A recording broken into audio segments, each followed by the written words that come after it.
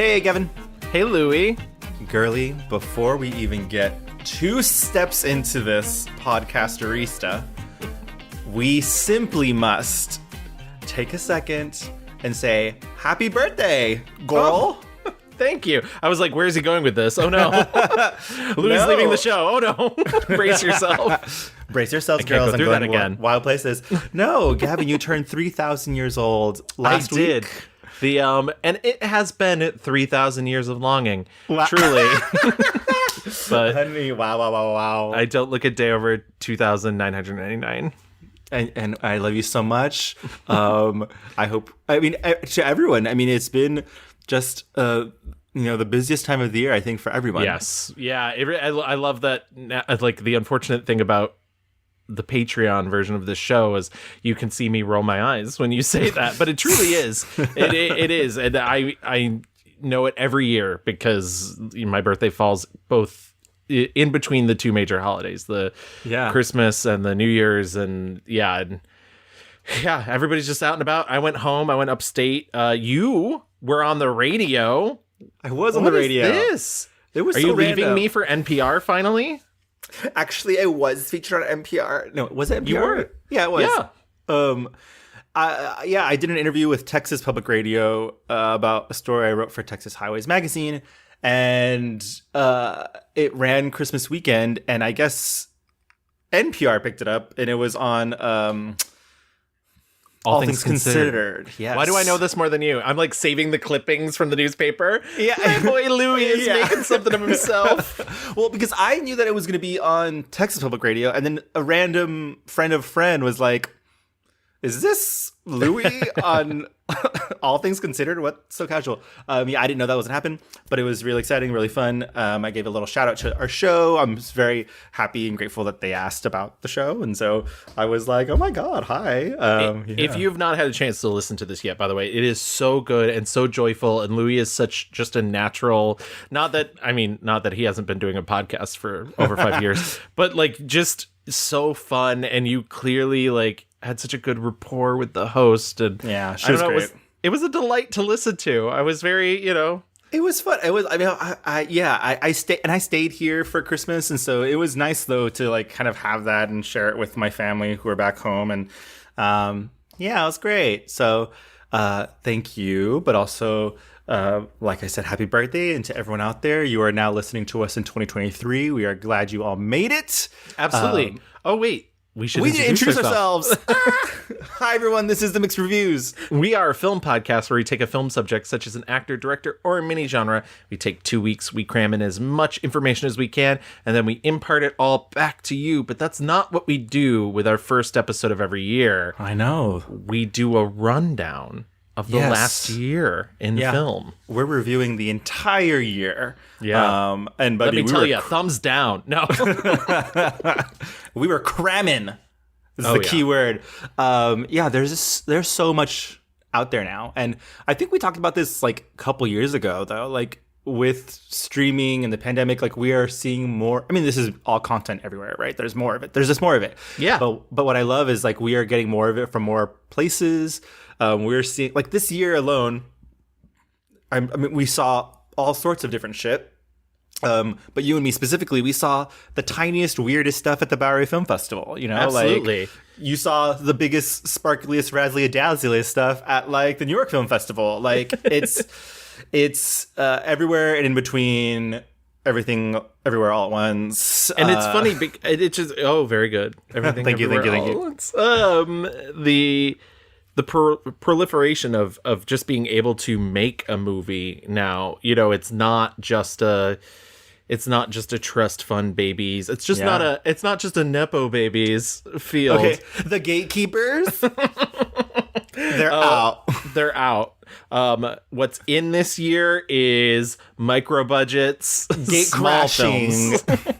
But it's cool to be able to see. And there's arguments to be made that that's always happening, and you just sort of have to find a way to find it. But I think exactly like you were saying that for all of its awful things. So we're not saying thank you, pandemic, but there are positive, very small positive side effects that have made it easier for people to really go out and do their thing. Everybody and their brother has a streaming service, and unless you end up on HBO Max, there's a good chance they'll keep it on that streaming service. We're getting hot. So yeah, it's really impressive to see what's out there now and whatnot. But also on the flip side of that, it's interesting to see what is sort of decided that it isn't theater worthy now. Yeah. Because there's a hesitancy to put things in theaters that they don't think will make money. And we're seeing a lot of mid-budget films relegated just to streaming services. We're seeing a lot of animation, and that blows me away, because if there's one thing I want to see on the big screen, it's animation. It's the way animation looks and makes you feel, and all that work. Like, I mean, like, all movie making is work, but like literally these VFX artists and like cartoonists doing small details. And I mean, I remember when Turning Red, which was last year my favorite movie already of the year. I think I said my favorite movie of the year was the Turning Red trailer. Yes. And they fucking shuttled that off to Disney Plus, and I was so sad because it's really such a fun movie and an important movie. I loved it. I genuinely, and I think people think that I have like a highfalutin air to myself about that sort of thing, and would never admit to liking, but no, it was great. I think a lot of the energy behind it was really amazing, and it's definitely worth seeing, and I would have loved to have seen it on the big screen. Yeah. I think this is going to kind of get into one of the headlines that I wrote for the episode, because obviously there is a lot of debate about like what's going to the theater, what's not. Just recently, Glass Onion was in theaters for a week, and then it's out for everyone, and like that's good and bad. I guess. Boffo bucks when it was out for the week that it was out, and that's what's crazy is most of these streaming services are, not to talk business too much, but they're operating at a loss already. Most of them do not make money, and that's why you're seeing the reaction to what's happening at HBO Max currently. And so it's really bonkers to see Ted Sarandos, the head of Netflix, be like, nah, we don't need to make money, because they made so much money in just 1 week of Glass Onion that they could actually be making, profit. But the thing is they don't really care about profit. They care about views. Right. And those are different things. Right. And I also think like Netflix's main product is not movie making. It is their streaming service. That is their product. And so they don't care if it's making money on a big screen. They need people to click subscribe. And that makes, that's their core product, which, is unfortunate, because for a lot of filmmakers, Netflix is the studio. Like, they are the distributor. They are like everything. And it's fucking crazy, because just last year or 2 years ago, whatever the fuck, when Knives Out came out, like that was a regular original movie that like was in theaters and like people loved and was huge and made a ton of money. So and I feel bad that I'm the guy that keeps bringing up money, but like, let's face it, mainstream movie. Yeah, I'm very shallow. And by the way, I would not let Louis co-host until I checked his credit score. And let me tell you, no. but that's definitely the thing is, I hate to keep bringing up money, but most, the mainstream film business is a money-making venture, less an artist venture. You're lucky if you find somebody who can combine both, and that's the thing. And so I'm going to bring up money, but I'm not really going to talk about box office because I don't give a shit that much, but. Right. Okay. Let me admit that I forgot again to do the poll. Wow. I didn't think about it either. But 'twas Christmas. Yes. And I feel like, honestly, I was like, I don't give a shit. Marilyn is an icon. She is amazing. And I hope all of you that listened last episode maybe learned a little bit more about her, maybe learned about a movie you want to watch that you don't know as well. Because that was really fun to go through. I really like doing our old school throwback episodes. Yes. I absolutely love doing them. I mean, it's always eye-opening, not even necessarily it's eye-opening to see the things that I've missed, the things that I've sort of put on the back burner to be like, I can always watch this someday. Right. And the show gives me the opportunity to finally go and check those out. But it's also really funny to go in and be like, oh, there's a reason why people don't talk about this one. Or even being like, people like the 70-year itch. Why? Yeah, exactly. Well, What's I mean, that? different generation, right? And that's the other. There's a huge age divide between, the people telling you what movies are good and people discovering movies on their own. And we live in a time where there's so much access. And I don't want to just talk about streaming, but there are ways of finding films that if it's unfortunate that sometimes it has to come to other means, let's say. Less savory means. Yes. But there are absolutely ways to find films that... But we have our ways. But we just live in such a fascinating time with such access to media that, if you want it, you can get it. But that's also like the interesting, the flip of that is that like we are seeing that they can also go away so quickly. And there's a really interesting story on Vulture. It was mostly about TV shows and like how not but 20, 30 years ago when shows went away, they went away. Yeah. Like we used to buy DVDs, but if the shows didn't come out on DVD, like you would never see that shit again. You had to like hopefully find it on reruns, and that's movies. That's the cyclical nature, right? Because it used to be exactly the same way with movies. Movies didn't have a home video presence until really the 80s. It started sort of in the 70s, but you had to be rich, right? And if you wanted to see an old movie back in the day, you would have to go to a repertory screening, which wasn't always happening everywhere. Most major studios didn't want to put things back out that they didn't think were going to make money. So basically the people that were doing it were Disney, because they knew their cartoons would get people to kids to go see it. But yeah. Yeah. And we're kind of like in that cycle again, of like, once again, these studios, these distributors are like, we're not going to fucking pay royalties for these movies that are not returning. And so that's what we saw at HBO Max, just like wiping out, shows, yes, but also movies, like literally fucking movies. We saw that one of the worst films of the year, Moonshot. They took it off. It's gone. It's gone. You can't determine that for yourself. And then also obviously like canceling movies, we'll never see Batgirl, and that's a shame. I saw somebody, and like this is my forum, whatever. I saw somebody be like, I don't understand why everybody's so upset about them canceling Batgirl. They cancel movies all the time. They don't cancel movies that far into it. Right. It's rare a movie that is in the post-production phase is like jettisoned. Yeah, the movie, she's been wrapped, okay? Right. But people don't understand. People don't understand. Okay, Gavin, let's get into the meat. I thought we should just start... I've asked you to stop calling me that on the podcast. Sweetie, you're looking juicy. She's been basting all year. Oh my God, have I ever? I thought we should start with just like holistically zooming out on the movie going experience this year. I mean, we're now balls deep in post pandemic movie watching, right? Like. Right. Not necessarily that the pandemic's over. We just live in a society that's decided it is. Right.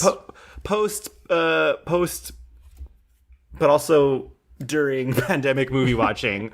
And I have a theory about, what movies want to be, what executives think we want to see. For me, I thought, my big headline is like maximalism is everything. Mm-hmm. Everything is this. Not since Jesus, like fucking talk about like full circle. Like not since the 3D craze, which came out because of fucking Avatar. And here we are again. Hello. Have I recognized, kind of like noticed that everything is just bigger, louder, more thrilling, quote unquote. Right. Like, in the hopes of being that. Everything has to be an event, you know? Yeah. And not to say that there are movies that were not that. Of course there were. But they typically do not live at your local Regal or AMC. I wrote down a couple of things that for me like fit the bill. I thought like I saw The Northman, which was a movie that came out early in the year. Very early in the year, yeah. But had real lasting power. Ended up on a lot of people's top 10s. I still never got around to see it because I didn't make it a priority, which is my bad. It's a fully bonkers cuckoo banana movie, and I like it a lot. You can just tell though. I mean, this movie did not make a lot of money. People were like, "Can they make this like kooky, crazy movie into a blockbuster?" The answer was no. But I was like, you know, and I also had the same thought, and like, please do not come for me in the comments. When I was watching Multiverse of Madness, which like Marvel this year was a snooze. I'm just in it, whatever. Yes. I don't give a fuck. But I mean, I think there was. I'll let you finish your thought, but I think there was one passable comic book movie the entire year. But continue. When I was watching Multiverse of Madness, you know, I'm not saying it's good or bad. I thought it was just another entry in the canon. But I was like, this is kind of fucking rock and roll, like in an 80s like big hair metal type of way, where it's just like full on bananas. Like when Doctor Strange was wearing a cape full of souls, I was like, yeah, okay, like she's doing something, she's saying something. But you know, again, like I thought Top Gun Maverick is also a good example of this, where it's just like bigger, loud. I mean, talk about it.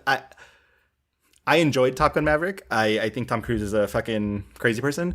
But I was with previous guest Samantha Stallard in the theater on the edge of my seat, like, oh my god, is this fucking plane gonna land? Like it was, and again, it's just like bigger, louder. Elvis is another a great example of a kaleidoscopic vision that just assaults you from the moment it starts to the moment it ends. It is in your face. I mean, full on assault. That's a great word. You know, it's Baz Luhrmann, copyright registered, trademark. Yes. It's everything you want from him. You know, is that good? Is that bad? A lot of people thought it was good. I don't know, but not me, girly. No, me neither. That's the. But we'll get to that. We will certainly get to that. But I will say, like, yeah, even the dumbest thing alive, which is Black Adam, which is a movie that advertised itself as the power of DC Universe is about to change or whatever. The balance of power. That's what it is. The balance of power in the DC Universe is about to change. And it's like, who cares? But they need that sort of blockbuster statement to get asses in seats. Yeah. I mean, I watched Ambulance today because I remember people like really talking about Ambulance.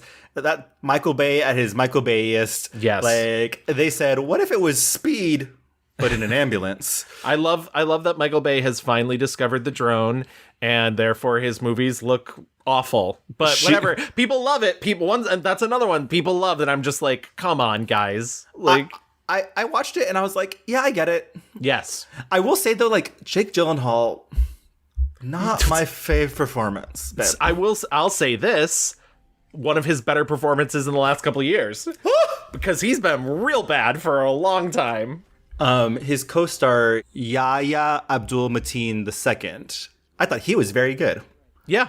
In the movie. But again, just like excess, you know, Everything Everywhere All at Once was a big and loud movie. Which is funny because that's excess on a budget, which is surprising and not getting enough attention for that. Though I will say there was this post going around Twitter where it was like they didn't want to give effects awards to this, and they showed a clip and it was literally just editing. Right. I was like, as an editor, I'm like offended for the VFX artists that you guys think that this is VFX because that's just cutting. That's just straight cuts. It's like it's movie magic from like ye olden days. Yeah, absolutely. Absolutely. But just to cap off like the maximalism, like obviously Avatar 2 is fucking out right now. Like, is there a more fucking Maximum movie? I asked someone, what's it about? And they said, oh, well, you know the first one? I was like, yeah.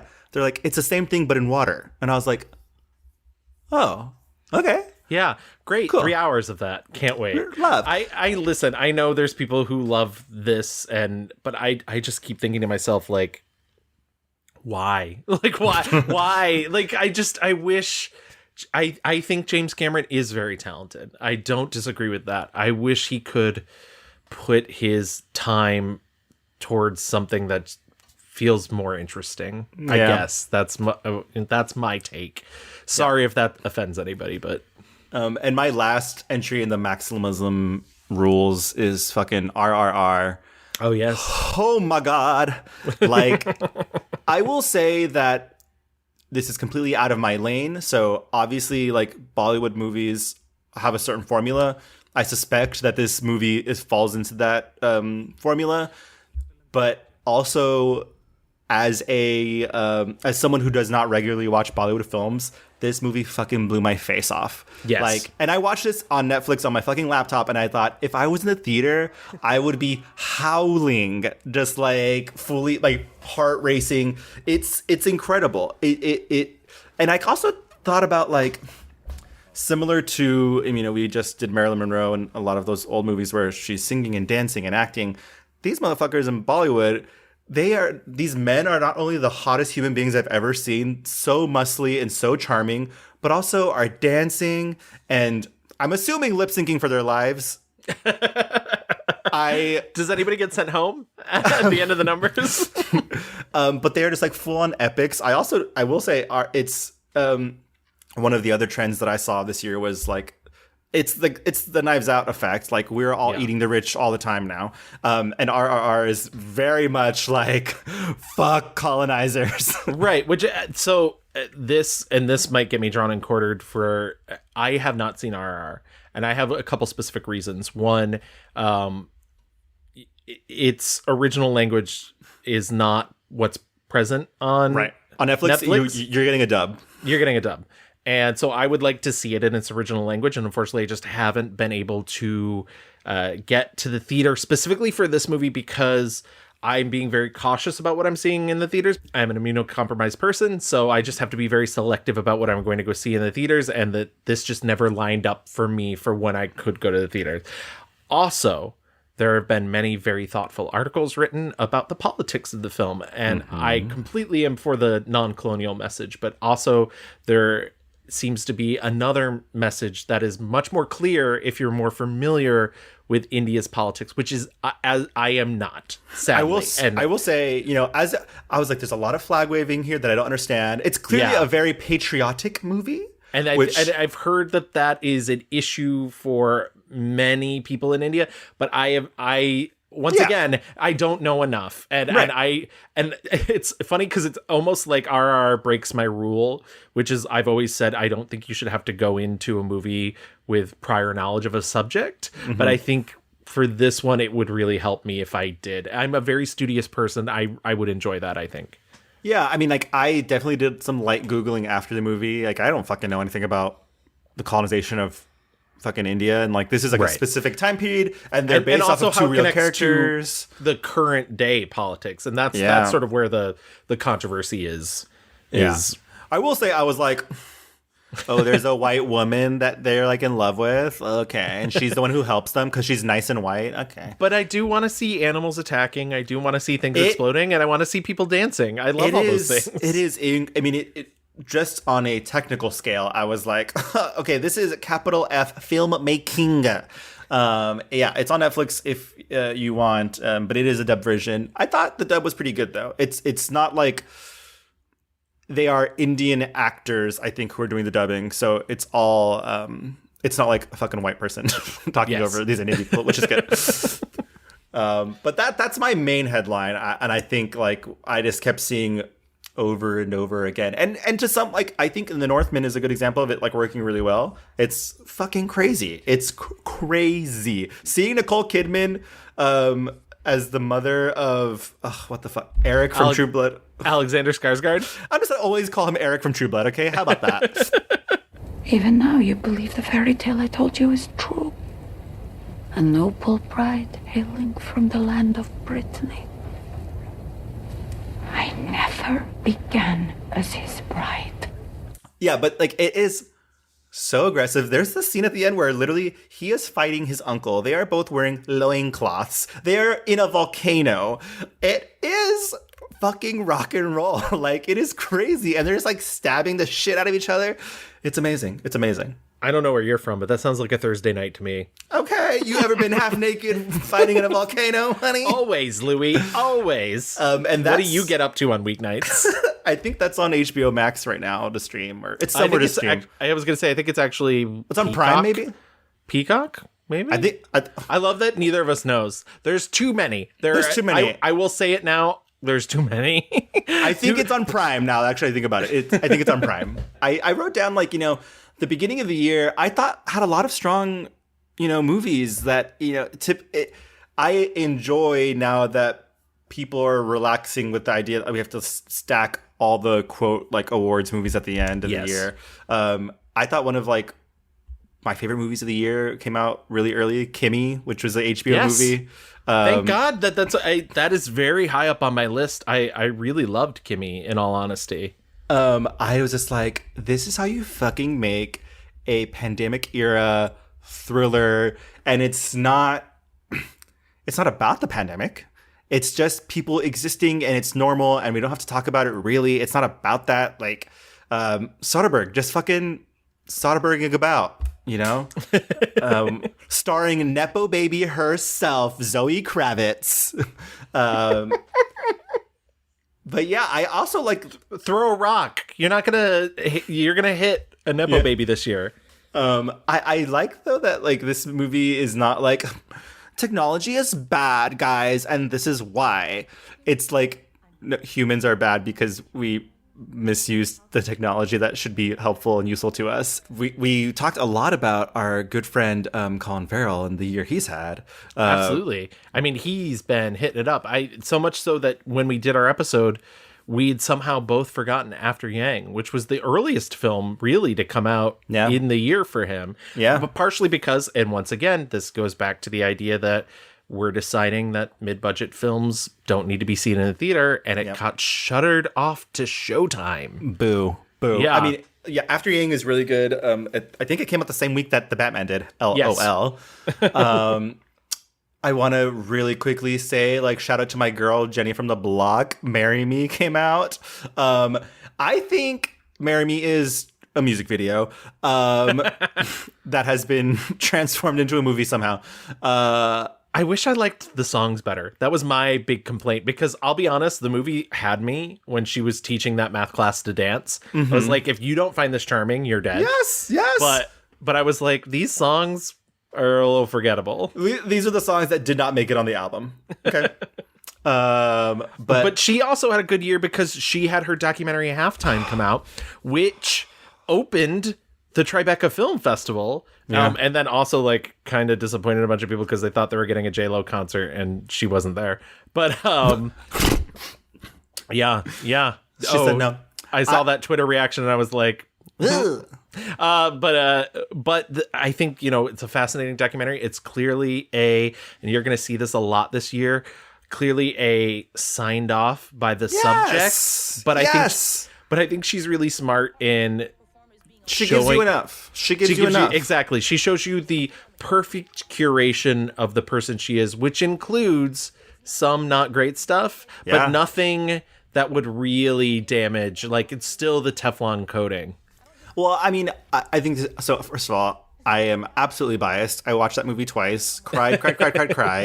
It's good. I enjoyed it a lot, I'll be honest. Because she had a fucking crazy 2 years. Like, that was a great narrative of everything going on with Hustlers and the Super Bowl and all that shit.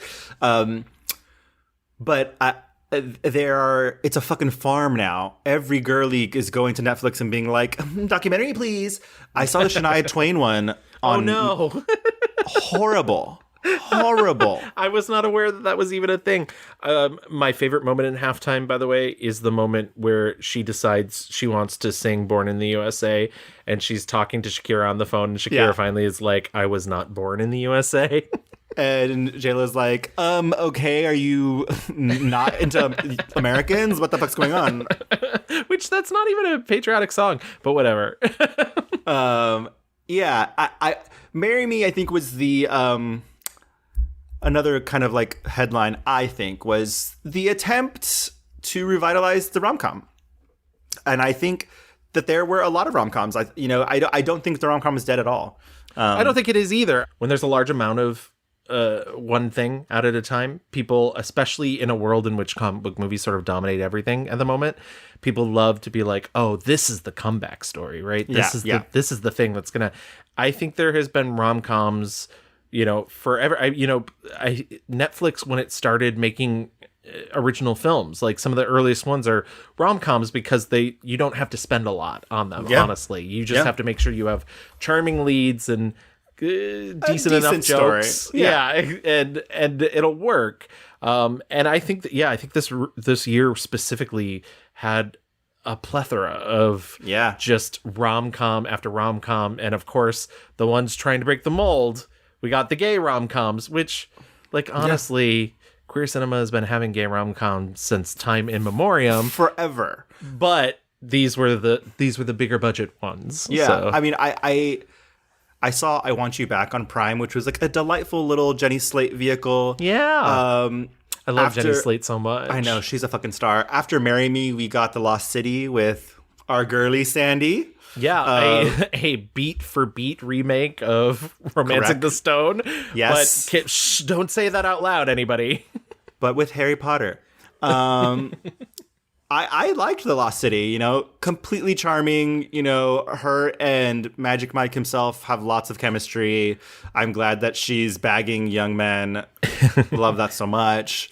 I will always remember that movie because my friend Kim and I went to see it at the Regal Union Square, and a woman with two 7-year-old girls sat behind us. No. She left at one point for half an hour to go get a drink and came back, but left the two girls behind. And so the girls were running around the theater playing hide and seek. And I was like, this is a nightmare. Fucking kill me. Fucking kill me.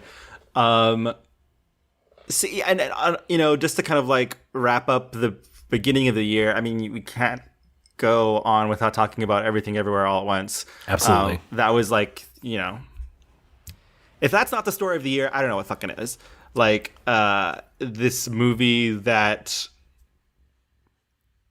just fucking defied everything. Defied all expectations. And my goodness, we did Michelle Yeoh. I mean, we talked about her range. We talked about the things that she is capable of doing. And my God, she finally fucking got the vehicle that showcases all of it. It's astounding. And another mini headline I would like to just note, it was the year of kindness. I think this movie is a lot of things, but I think a lot about kindness for a movie that highlights and showcases so much fighting and action. What saves the day is humanity and kindness, Yeah, and I think just to add to that, because I think kindness is the right word, but I also think empathy is the right word. Yep. I think we're in a very strange time in which people tend not to, or are told not to, think about other people. Mm-hmm. And I think Everything Everywhere All at Once is a really fascinating example too, because I will never have I'm white. So I will never have that experience of this family, this specific family, and generationally how they interact with each other and what they say and what they don't say. We've talked about this before on the show, that people who make movies for everyone, those movies are bad. Yeah. The more you try to engage an audience by making everything as specific as possible, it just doesn't work. But yeah, exactly. Right. If you make a story specific, if you give people specific things, specific culture, it brings people in, and it makes people curious, and it makes them want to know more. And I think Everything Everywhere All at Once did a really great job at that by creating a very specific story, a very specific world with repercussions in the real world that really make you as an audience think about it deeper. Do I have some, upon further watches, do I have some issues with it? Yeah, there's some jokes that just really go on that I'm just like, come on, end. But I still think it's a really fantastic story, a really fantastic movie, and could be, one of those great unifying movies that, most people love. I have seen some of the backlash, and I'm like, okay, you're taking yourself too seriously. Literally relax. The last movie I saw before recording was Mrs. Harris Goes to Paris, which is again a movie just about like how kindness to our fellow man really goes a long way. Like you can change someone's life literally just by being nice, being kind, offering help when you can. A lovely little snack of a movie with Leslie Manville and Isabelle Huppert. Yeah, I loved it. I saw it on an airplane, so of course I cried. And but I mean, just what a beautifully filmed movie too, and one of those things that you maybe don't think about when you're watching a movie like Supple. But like really defined cinematography, like a very specific style. If I did have one to add to the list about kindness and about, I do want to say Marcel the Shell with Shoes On, speaking of Jenny Slate, is an entire movie about kindness. Do I think that the last 15 minutes or so kind of fall apart or kind of a little nothing? Yeah, a little bit. But everything leading up to that is so beautiful, so smart, so heartwarming. And let me tell you, Gavin. there is a moment when her grandmother reads a poem. Oh, yeah. Well, Too much for me. Who's that? It's Isabella Rossellini. Rossellini. What a fucking voice actress. Yes. Jesus. I've seen a couple of movies where she's been done voice acting now, and she's just so good. That voice, the way she emotes through her performance is just incredible. No, I just am making a little video portrait. About Marcel? Yeah. A film? Yeah. It's like the truth, kind of. It's a movie. And it's the truth about Marcel. I mean, I hope so. I guess you could really spin it. I like Marcel the Shell with Shoes On. I'm not as sold on the shtick of it all, but I think it is, the storytelling itself was just, I mean, and again, this is like a very good like flip of the maximalist thing. Like these are movies that are like, or not all of them, because Everything Ever All at Once was both of these things. But Marcel the Shell is that's what made it. But that's what made it work. Yeah. Is Everything Everywhere All at Once versus a lot of the other maximalist movies that were kind of Yeah. So that I think was like, let's call that the first quarter of the year. Going into summer, I think like Multiverse of Madness probably kicked it off. And I thought it was kind of rock and roll. Sam Raimi, which is famously spooky bitch. Yes, like he loves the gags, he loves the jumps, all those things. And that's why I went to see it. And once again, don't crucify me for saying I didn't go see RRR, but I went to see Doctor Strange in the theater. But I didn't go see a lot of superhero movies in the theaters. In fact, I think maybe it was only Doctor Strange and Spider-Man, which came out last year technically, but I waited literally until March to go see it because I knew nobody else would be in the theater. But I wanted to see that return, and I will say there's some beautiful Sam Raimi moments. Moments. My favorite moment in that entire movie is there's a moment where Elizabeth Olsen, evil Scarlet Witch, is possessing Scarlet Witch from another universe. And when it happens, she just looks up into the camera, breaking the fourth wall, which is something you don't see in these kind of dull Marvel movies where they all sort of blend together and look the same. And to have that moment of just like broken fourth wall, I was like, great touch. I thought like the overall story was dumb, but there are these moments that I'm like, oh, good, he found some space to really fucking like kick some balls in, because in those moments it really is kind of exhilarating, but of course he is beholden to the Marvel machine, and so like in the end it kind of all like has to like be in its bone, whatever. And I thought the characterization of America Chavez was so fucking boring and so like such a waste. I'm like, she is a badass bitch, why is she a baby child here crying about whatever? So the person you went to ask for help and told exactly where I am is the person that's trying to kill me. On the flip of that, we got Nope. Oh, yes. Yeah. Real big summer pleaser. That movie, I saw that in theaters with a crowd. It was so fun. It I mean, people have talked about like, you know, he's kind of cribbing on Spielberg, but like it's so fucking good. Like Jordan Peele is just like in his bag, just not afraid to reference or not reference, having so much fun. I had not been. It's so funny because there's the moment in the movie where like these aliens are like coming out of like the stables, and I was like, oh my god, the spooky part's here. And it's literally kids in fucking outfits or whatever. And I was like, Jordan Peele, girl, like he really is just like such a mischievous little brat.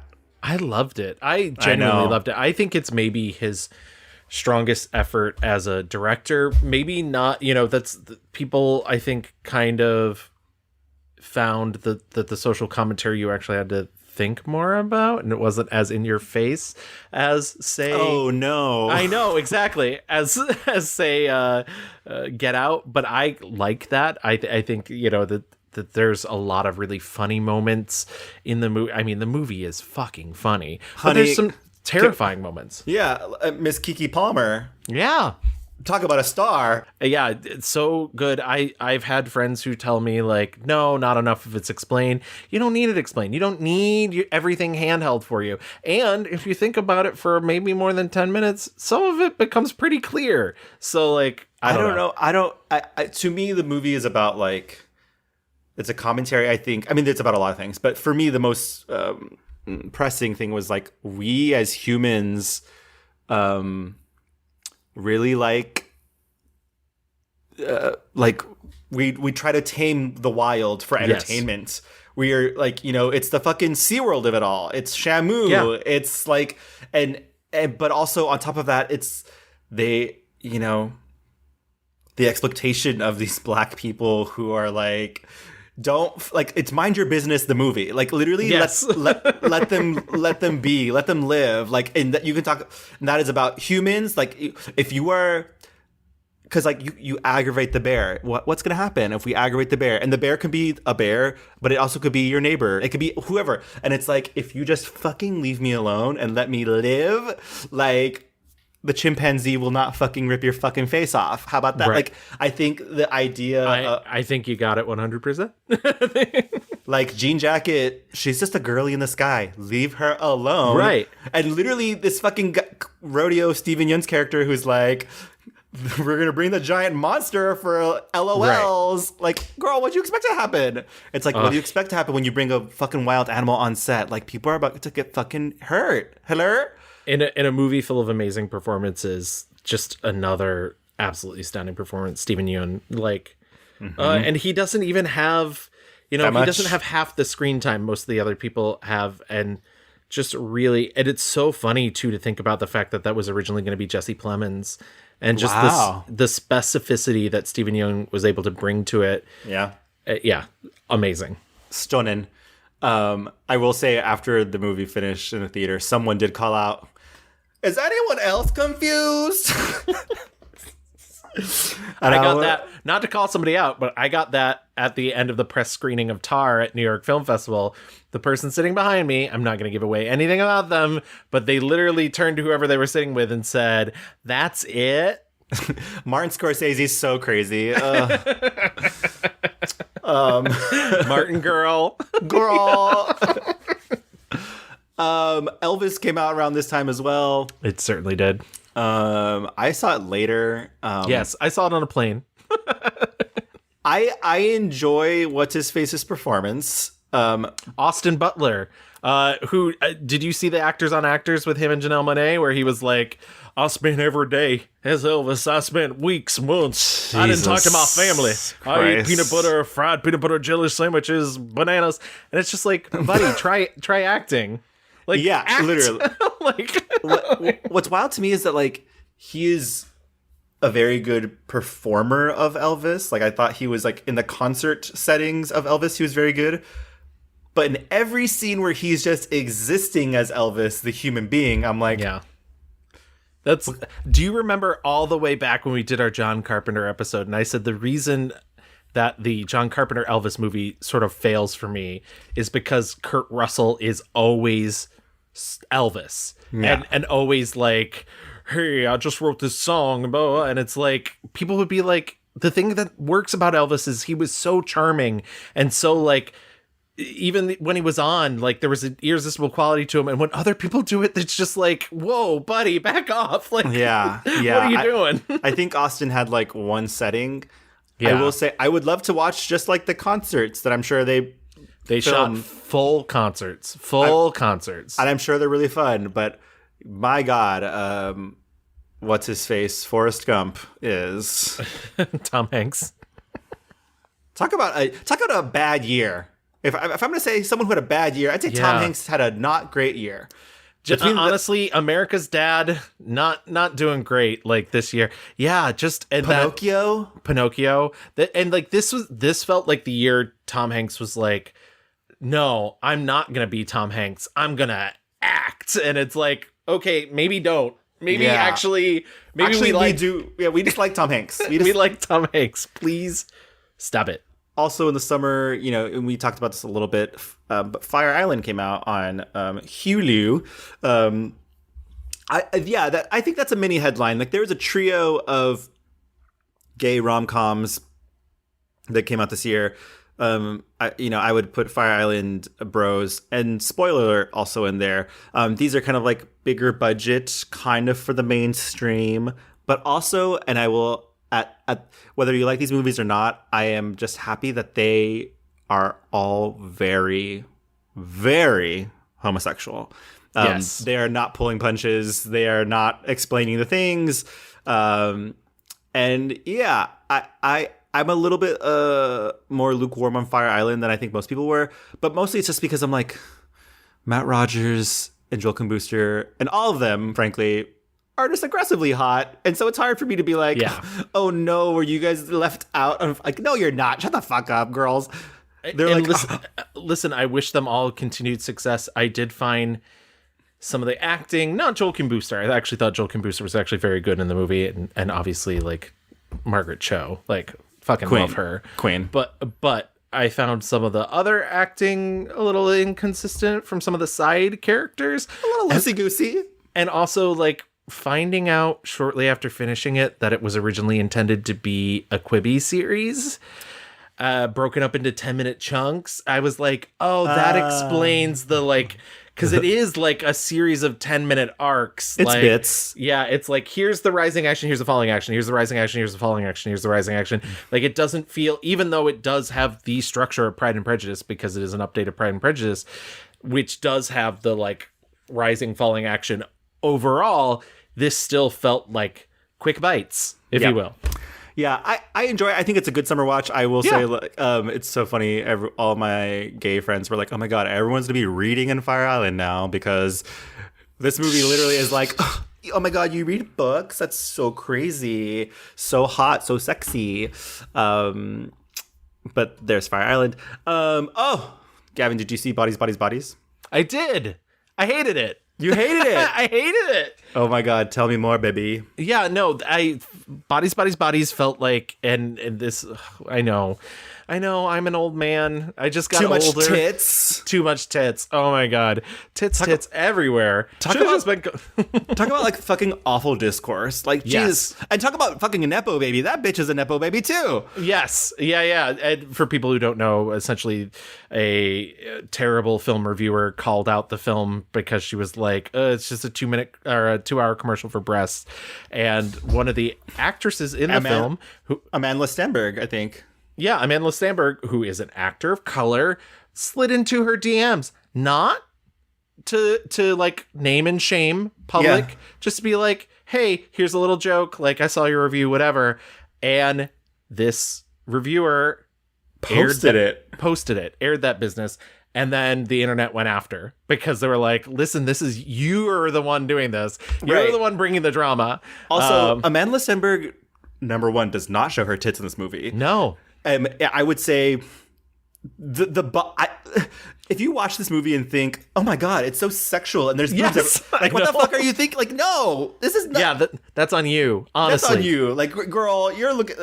But also, I said she's a Nepo baby because she was like talking about how she's actually a really good reviewer because she's done all these things. And it's like literally her dad is an editor at the New York Times or something. Right. And also she was like, oh, my parents are writers. And it's like, writing's not inherited. It's Right, not an babe. inherited. It's not blue eyes. Yeah. Okay?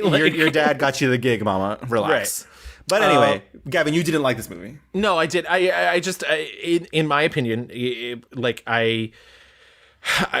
I got to the end of the movie, I was like, okay, yeah, whatever. But also that scene towards the end, and I truly feel like some people vibed with it. I didn't.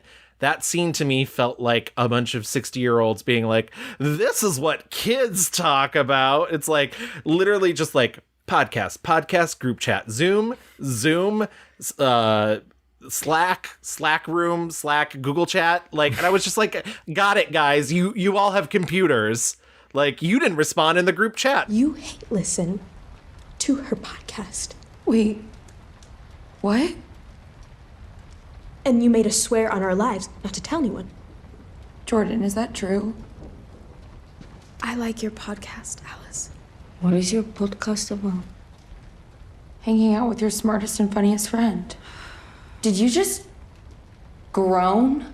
To me, for me, it's, I think it worked when it was leaning into that extraness because it's like clearly fucking satirical.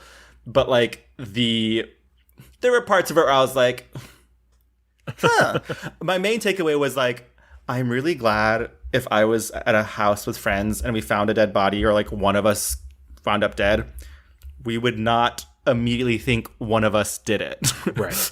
We would not immediately be like, it's a whodunit. I didn't think there were bad performances in the movie. In fact, I think most of them were really actually very good performances. I just wish there was other words coming out of their mouths. Gavin, you just hate young people. I do hate young people. Just Correct. Let's say that. Another movie that I was considering that might be a maximalist, but I decided it wasn't. It's just an epic that I really liked is The Woman King. Yes. The Woman King, again, talk about fucking filmmaking, okay, honey? Like, that is big, broad, badass, like, just, when do you see shit like this? When? I know the movie is like mostly fictionalized. There's a lot of shit about them that is not real, which is fine. It's a fucking movie. And like, if you want to learn the real thing, go fucking read about it. Right. It's out hopefully there. it will spark you into finding out what really happened. But no, yeah, I also think it's a truly fantastic movie. Gina Prince Blythewood, who, we've talked about before, Love and Basketball. Yes. Disappearing Acts, like, really talented filmmaker. Also, the thing that really impressed me was doing the research about it afterwards and finding out that this movie was shot on a $50 million budget. Like, this is a gorgeous movie. There was like one scene where I was like, maybe a little too much CG, but literally one scene. I was mostly impressed by the fact that it is a very, like, when you boil it down to its core, it is almost a very basic action movie. Mm-hmm. But because it's so smartly written and so smartly directed, it allows itself to breathe. There's so much joy in between these scenes. There's so much dancing. There's so much time where characters actually talk to each other about things that are not necessarily important to the plot, or things that are plot adjacent but still have true meaning to the characters and It's true emotion. They're relationship building. I mean, yeah. There's not a single bad performance in here, but I have to say the performance by Tuso Mbedu, she's the young girl Naui. She's a young girl, LOL, she's 31 years old. She's 31 years old? She's just flawless. Shocking. I didn't do enough research, apparently. Shocking how good she is. And yeah. I never forget me crying in the Viola Davis episode. Like, thank God for Viola. Like, thank God, she is fucking beating down doors and paving the way for so many brilliant black actresses. Lashana Lynch, another person who had an amazing fucking year. Like, she is so good. She said, yeah, bitch, I'll be in your little Doctor Strange movie, but then I'm going to go over here. And then P.S., I'm going to be in fucking Matilda. Like, bitch, the range. There are some heartbreaking deaths in this movie. There's astounding action. It is also funny. Like, it is an epic, you know, I think I read that, like, they were trying to go for, you know, Gladiator level shit, you know, Dances with Wolves level, like Braveheart, like that's what they were going for, and they fucking killed it. Like I really like The Woman King. It's great. I hope it gets whatever love it's coming to it. What else happened? I the Glass Onion Knives Out effect. I feel like there's a lot of whodunits this year. Yes. Bodies being one of them. Yes. See How They Run, which kind of came and went. Yeah. But I was like, oh, this is... They said mysteries are hot, guys. Let's do... Star-studded mysteries, but I was much less impressed with that movie. Forgot to mention the terrible Death on the Nile. Didn't even see it. I mean, sure, Murder on the Orient Express came out before Knives Out, but I'm sure after Knives Out they said, we have an IP for a whodunit. Let's go ahead and greenlight that. Baby, yeah. I would rather drink enough champagne to fill the Nile. Denial. Yes, that was filmed pre-cancellation of Armie Hammer. Who is in the movie a lot more than the trailer makes you think he is. That happened. I don't know. I guess, like, I'm glad whodunits are back and in vogue. I am too. That's the thing is I've seen people complain about the length of Glass Onion, and while I do commiserate with them, I do think 2.5 hours is maybe a bit much. I could live in that universe forever. And so, like, I'm fine with watching the hijinks. Well, yeah, I mean, I think studio execs realize, like, oh, the clue of it all, like having fun, diverse cast of people having hijinks and like laughs and murder and mystery and sexiness. That's all great. Like, of course, who doesn't love that? The difficulty is, of course, writing a good enough mystery. Absolutely. And I think a lot of these fell short of the Knives Out standard, which is, you know, now the standard. But I'm glad people are trying. It's you know, it's fun. Gavin, we have to talk about Don't Worry, Darling. The controversy, the goat throwing, do you know what I'm talking about? The goat throwing. Somebody took the spitting video and animated Harry Styles throwing a dead goat onto Chris Pine. It is the funniest thing in the world. I've watched that video 70 billion times at this point. All of Venice, I was glued to the computer. No one has cared about the Venice Film Festival more than they did this year. Yeah. And I will say, you know, did I like the movie? Not really. No, not at all. But I am... happy that Olivia Wilde is making movies that make money. I'm happy that she's getting to make more movies. I do think she's right that people would not be like shitting all over this or whatever if she was not a woman. Because I do think she's a talented director. I at least like that she has style. I like that she has a point of view. She's making decisions. I think Harry Styles is the wrong decision. Yes. But, you know. I mean, just... make him British, like in general. Just make him British. I know there's a throwaway thing at the end, like explaining his Britishness, but like just make him British. It's easier. No one cares.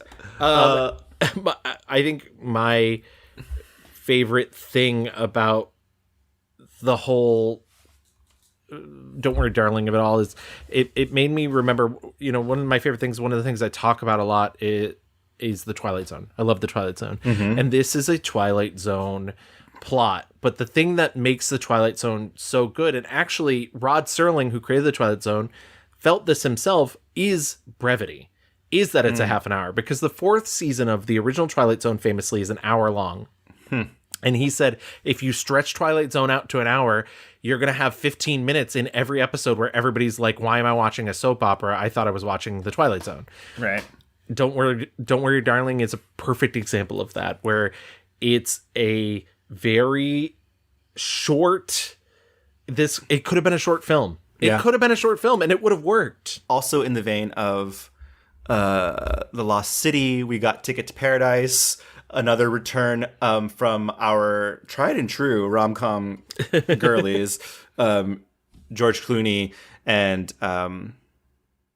Julia Roberts. Okay, I got there. Do you not remember the name of America's Sweetheart? No, because I'm America's Sweetheart. No, I thought they were fine. I thought the movie's fine. I'm mostly like just so obsessed with Caitlin Dever, who also has been having such a good year.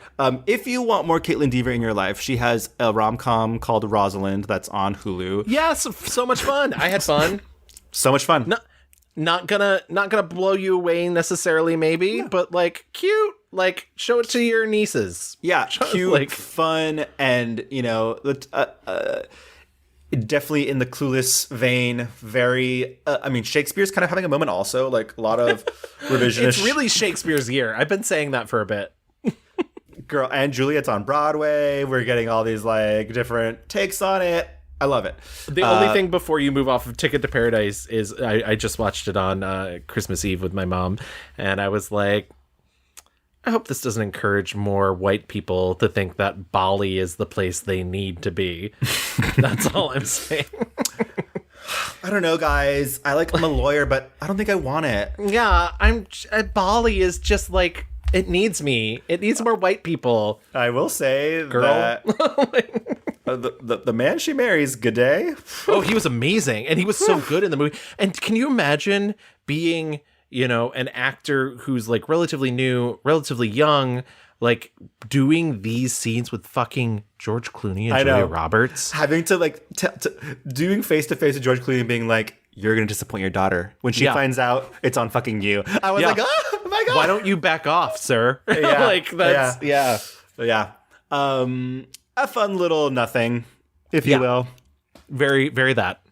That's kind of like summer, I guess. We're in the final quarter now. It's awards season.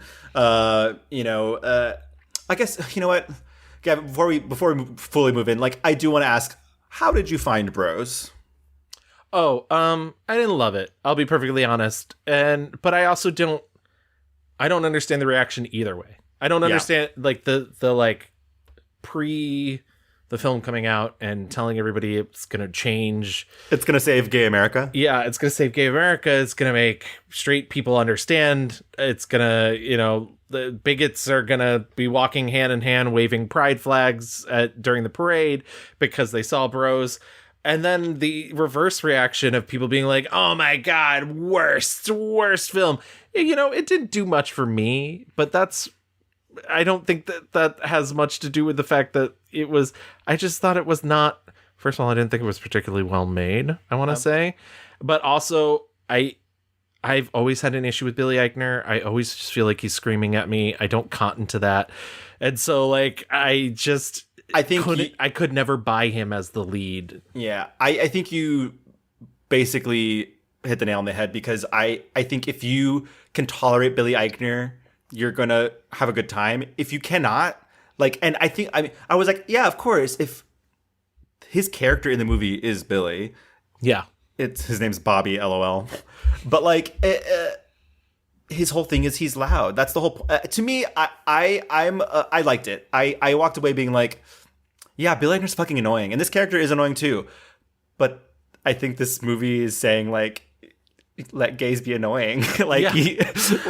And hey, listen, there's really great moments in it. I think his best acting in the movie, and also let's not forget he wrote it. So I do think there's some really nice writing in the film too. Occasionally, some of it was a little tired, but the scene towards the middle of the movie where he kind of explains why he is the way he is. Yeah.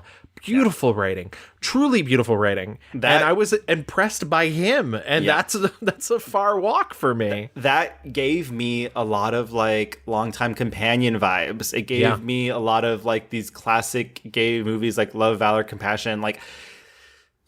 just to like, to be able to say like, and I think that is the whole point of the movie, right? Like, I walked away being like, I think Billy is annoying, but like, God damn it, I wish I could be as free and as annoying as he is, Right. Like it's the Jack McFarlane of it all. Like, I wish I could be that just open and free with myself, just to like be and exist and not feel scared about like what people are going to perceive of me or whatever. And then I did stick to writing and my gay history books.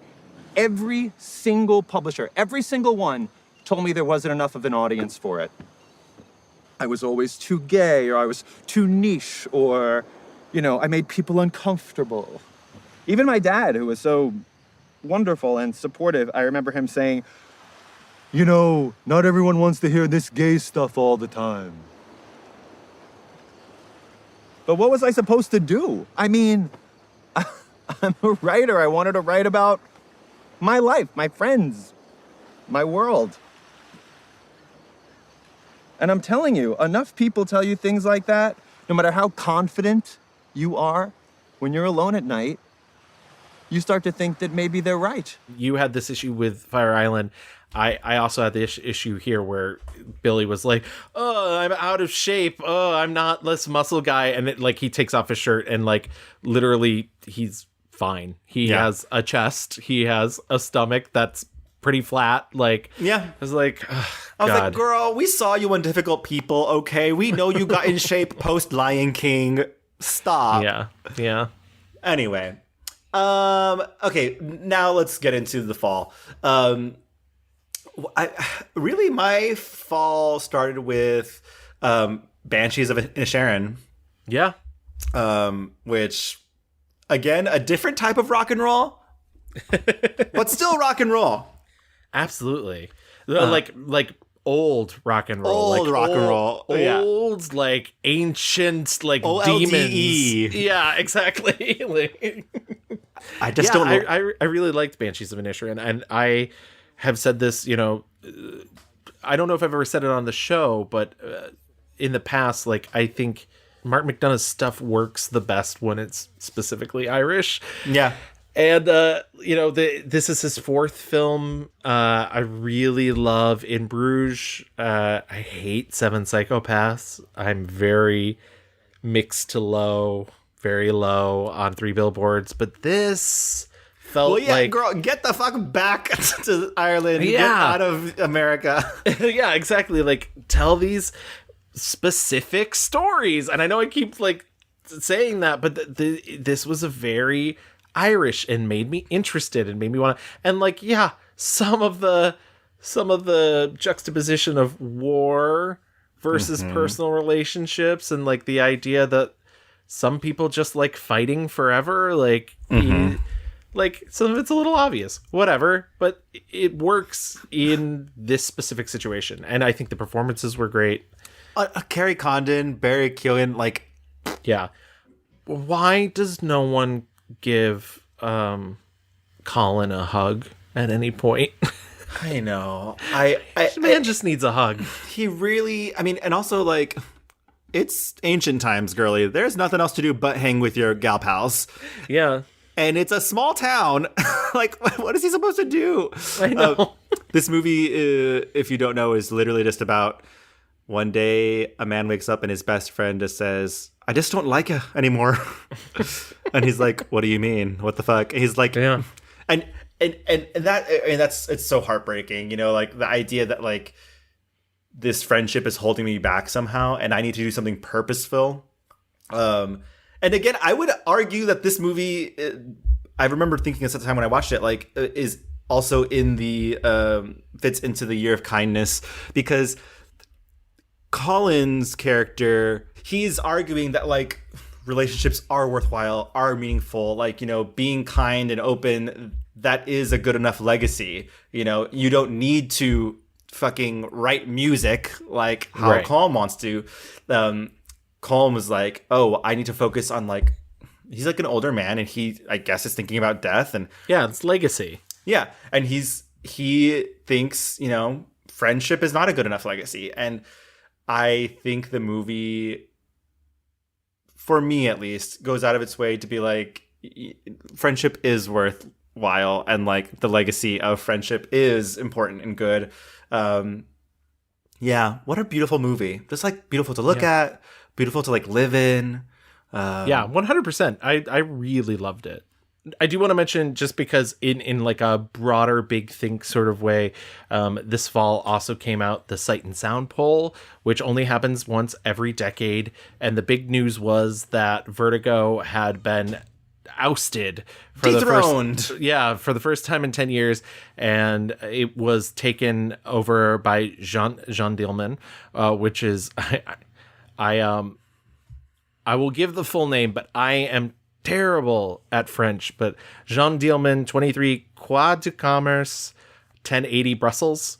Right, the seminal classic that everyone knows and loves. But directed by Chantal Akerman. Chantal Akerman was, I should say, a very beautiful filmmaker. She is not known for making the most welcoming films necessarily. This film is a very long movie. It's kind of challenging. Not a lot happens towards the beginning. And she even herself, said that this is an avant-garde film. It's not made to be pleasant. She did unfortunately kill herself a couple years ago, nonetheless. And also she was a lesbian. So like we a queer filmmaker. And yeah, it's cool to like see something like this top this list by respected critics. Now, it did get some backlash online because people are like, how is this better than Hitchcock and whatnot? And it's like, hey, listen, the thing about having a consensus about art is stupid anyways. Stupid. Okay? The reason the show is the mixed reviews, girls. Exactly. The reason people make lists like this is to expose other people to things, I believe, personally. Right. And so if it's literally the same top 10, if we've decided there are only 10 good films for the rest of our lives, that's dumb. What's the point? What's the point? And so there was a huge rush for people to see Jean Dielman. That's great. That's fantastic. Yeah. As it should be. Like, these movies should get a wider range and should, have a life outside of just critics seeing them. And also, I think that brings me to one of the things that I want to talk about, which is that there is this perceived widening, and there has been for years, between critical reaction and audience reaction. And, part of that is people really focus on box office. People, like Avatar 2, a lot of critics truly loved it, but people want to believe that critics didn't like it because it's a moneymaker. Right. And I think this perceived widening between audiences is actually not real. I think it's one of those things that people want to talk about because it's like an interesting topic to wax poetic. It's the elite versus the working man. Like, we're so out of touch, all those things. I don't think it's true. And I think if anything, this year has really held out that belief. Top Gun, one of the highest grossing films of the year, critics loved. Yes. They absolutely loved it. Yes. And so it's kind of bonkers to me that people are like, oh, critics so out of touch because they don't like the things that I like. And it's like, well, yeah, that's because there shouldn't be a consensus on art. And that's just the case. Right. Most critics are just like normal human beings who work their normal day jobs and are not fucking, like the critic for the New Yorker is not the critic for your like local paper or, or critics even at the Daily Beast where I work, like, are young queer people, like there is no man in the shadows who like somehow has amazing taste. This is not fucking Ratatouille. Like, it's my favorite is the people who believe critics are paid, and it's like, trust me, I know enough critics to know that they are not even paid enough by the people who employ them. Sweetie, please, no ma'am. They are lucky that they can get reimbursed to go to Toronto for the film festival. Yes, absolutely. And that's a good point though, and I think I'm hopeful, though, that, I think there's a lot more transparent. I mean, Rolling Stone just came out that fucking list of the greatest singers or whatever. Oh, my God. Yeah. I know. And it's like, yes, because these are just dumb humans like you and me. Like, there's no bastion of taste. There's no, like, if anything, that space between critics and audience is closing. Yes. Like, hello, you and me have a podcast. Who the fuck are we? Like, I say that every day in the mirror. Who the fuck am I? Who are you? Who do you think you are? No, I just think it's such an interesting subject to bring up because I do think it was a big splash in a year about films, but ultimately, it's not as big of a story as everybody made it out to be because nobody wants their personal taste insulted, and I get that. Yeah. But like, let other things shine, I mean, Vertigo's fine. It's number 2. Like, yeah. People are still going to watch Vertigo. the legacy of Vertigo is untouched. Fine. I did see My Policeman, the other Harry Styles movie. Oh, did you? I did not see that. I just don't know how anybody could make gay sex look so unsexy. Which is funny because didn't he say something like months before it came out about how they were like, it was going to be like, we really put our all into the gay sex, and it was like, boo, boo, boo. Yeah, a very boring movie, I thought, and very like I've seen it all before. Like, oh, the policeman's closeted. Okay, whatever. yeah, shocking. Say something else. Say something new. Did you watch Causeway? I didn't get a chance to. I really did want to, though. And nothing against Jennifer Lawrence. I love a good J-Law performance. And by the way, speaking of controversy, this last portion of the year, we also got our actors on actors, directors on directors. And there's a beautiful, beautiful Viola Davis and Jennifer Lawrence. And I genuinely loved it. I thought it was such a deep conversation. And the thing people took away is that Jennifer Lawrence made reference to the fact that when she made The Hunger Games, there weren't a lot of female-led action movies making money. And that's exactly the implication that she was making. And everybody was like, Well, actually, yeah, women action, like, what about Terminator or whatnot? And it's like, yeah, there shouldn't be a female-led action movie every 10 years. Right. And that's what she's talking about. Right. Like, you can't just get the one and be like, equality achieved. That's not, like... And she didn't say she was the first ever. No. She No, she said absolutely did not. The experience was studios believed that women-led action movies were not moneymakers. Yes. And Hunger Games changed that. And guess what? That fucking happens all the fucking time. When Alien came out, they were like, oh, women in sci-fi, okay. And guess what? Nothing fucking happened, okay? Right. This keeps happening. Crazy Rich Asians came out, and everyone's like, oh, Asians in movies. Where's my next fucking Asian movie? I remember when I was doing Hunger Games, nobody had ever put a woman in the lead of an action movie because it wouldn't work.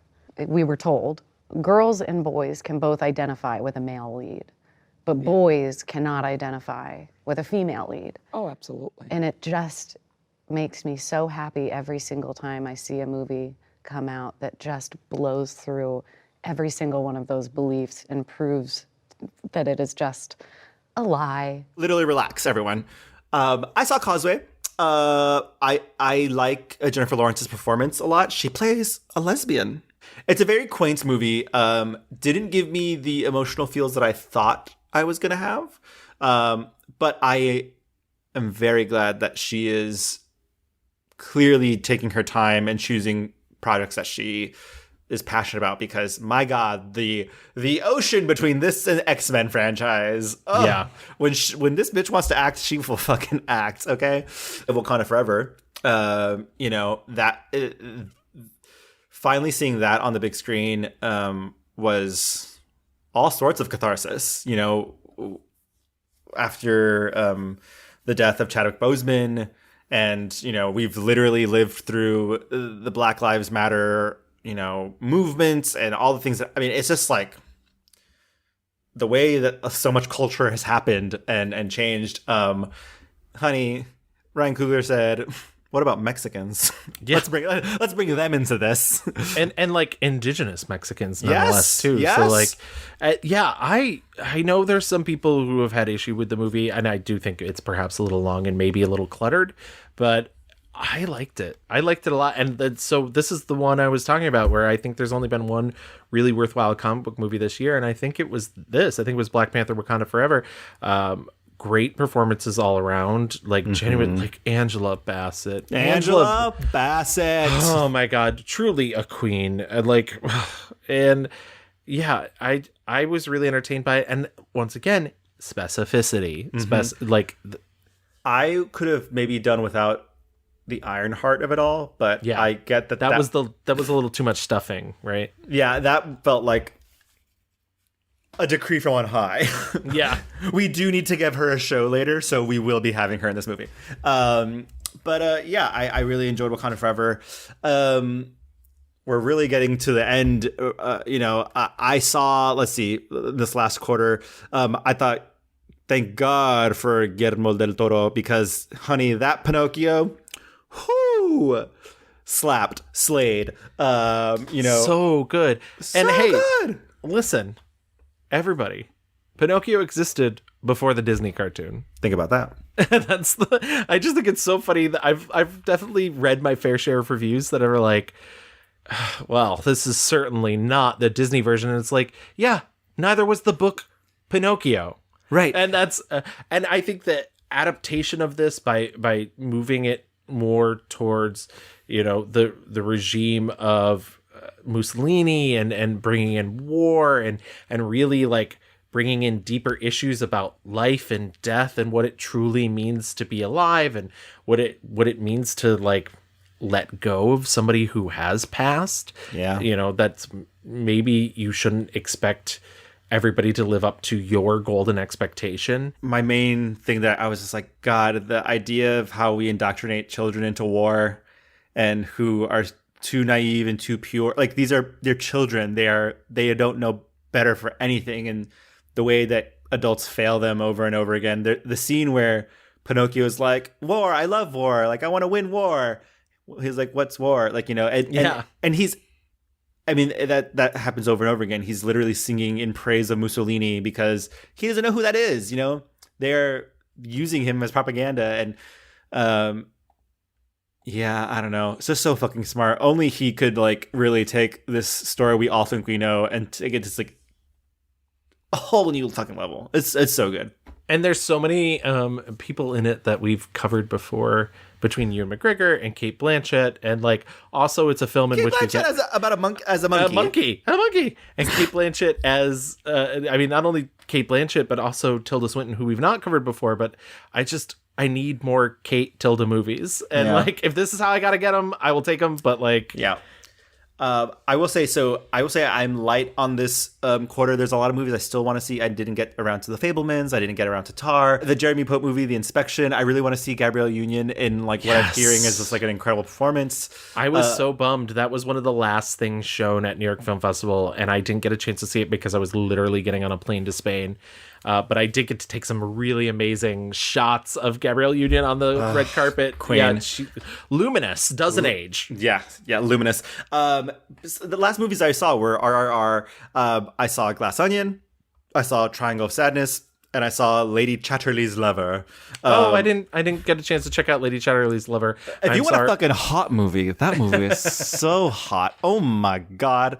I was like, yeah. I'm titillated in all the right ways. Triangle Sadness didn't do it for me at all. I was just like, this is lame. No? It was literally like somebody had told the Farrelly brothers about class inequality, but also that absolute power corrupts absolutely in the same day, and then they wrote the script. Wow, that is a mixed review. Yeah, it is not my fave.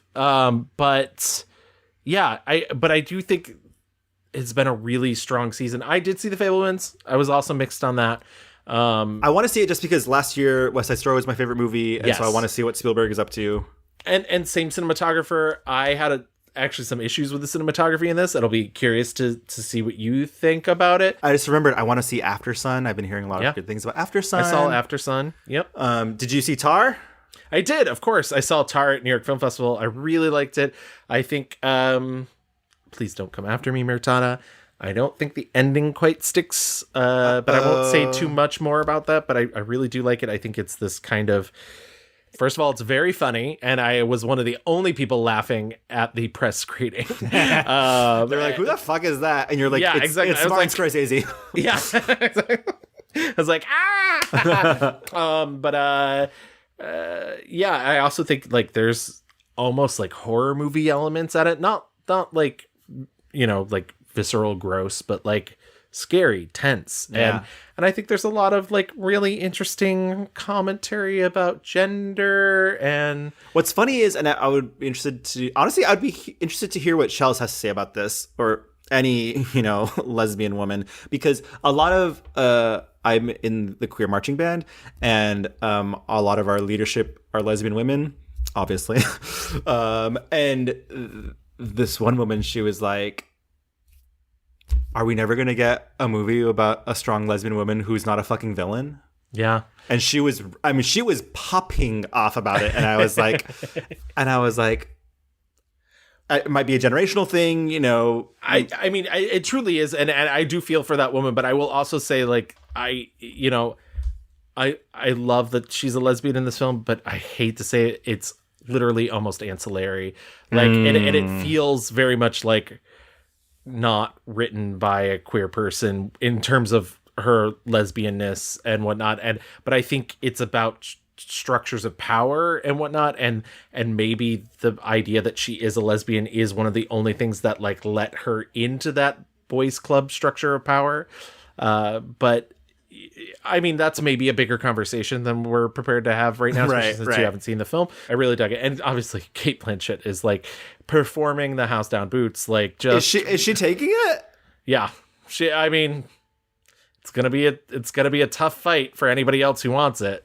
I mean, it's between her and Michelle Yeoh, right? Like, that's... Yeah, basically. And like, obviously, like, I want my girly Michelle to win. I know. But, like, it makes me very nervous because that old white Academy really wants to give it to Kate Blanchett, I feel like. Yeah, I mean, it's just so easy to give Kate Blanchett awards. Which also reminds me, though, I want to see Till as well. Till. I saw Till. But I hear the performance by, what's her name? Danielle Detweiler? Yes. I hear it's incredible. It is incredible. She's very, very good. Yeah, she's, it's heartbreaking. I wish that movie looked less polished. I know that's an odd thing to say, but I feel like it needed a little more grit to it. It kind of looked... Con sazon. Yeah, it was so like wax museum-y, which kind of bothered me because it's such a powerful story and it's a story that clearly needs to be told and whatnot. Right. And that was maybe the flaw in it for me. But shall we talk maybe about like things we didn't like? What do you want to do, Gavin? I think maybe it is time that we move into our picks of the year, because I think we've really covered the year in terms of film. So why don't we start with our 1-star reviews and just get it out of the way?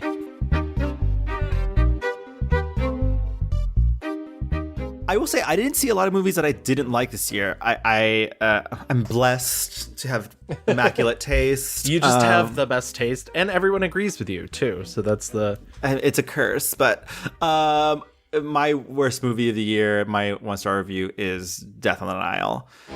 We have the Karnak all to ourselves until Abu Simbel. Don't worry about your things. Darling Louise will go back and pack up all your rooms for you and meet us at Geelong. Happy to miss. Thank you. We have a piano tuned, a chef stolen from Shepherds of Cairo, and enough champagne to fill the Nile. I just can't imagine being like, okay, we want like a hot, sexy cast of diverse people to do a whodunit, and picking like this cast and somehow, I mean, like, there are some people in there who I like. Can I name them? No. But like, it's so forgettable. And on top of that, I want to say like 2 minutes into the movie, I was like, oh, I get it. I know it. Yeah. And I was right. This is not... You're not getting me, Miss Christie. Yeah. Not this time. The movie was cursed, I think. Like, the cast was just full of like everyone who was getting canceled at the time. Obviously, Armie Hammer, who like wants to eat people, which is not great. Russell Brand, who is Russell Brand. Oh no. Yeah. Is this 2008? Like, I thought the moment had passed. The one person that I really like, Annette Bening's in here. I like her a lot. Yes. Yeah. She did good. What's the Black Panther girly? Letitia Wright? Letitia Wright. I don't have a problem with her per se. I think she's a good actress. she's clearly young and learning this world of Hollywood. But and then, you know, our Wonder Woman herself, Gal Gadot, who just wants to sing Imagine and, you know, be the hot new gal on the Hollywood scene. The movie is just, for wanting to be like this big, grand, epic, beautiful thing, it's just so boring. It loves itself a lot. It thinks it's doing something. Kenneth Branagh, once upon a time, I thought was a good actor and director, and I don't know what happened. His ego. That's literally it. It's all ego. Wow, Gavin, speak on that. No, I mean that's genuinely like it's, you know, we talked about Jack Ryan when we did Chris Pine and Keira Knightley, and I think both times I said, you know, Jack Ryan would be a better movie had Kenneth Branagh not decided he needed to play the villain, because it's not a Jack Ryan movie, it's a movie about that villain. Right. And so like I think he's just in these latter years has decided I'm amazing and everyone will know it.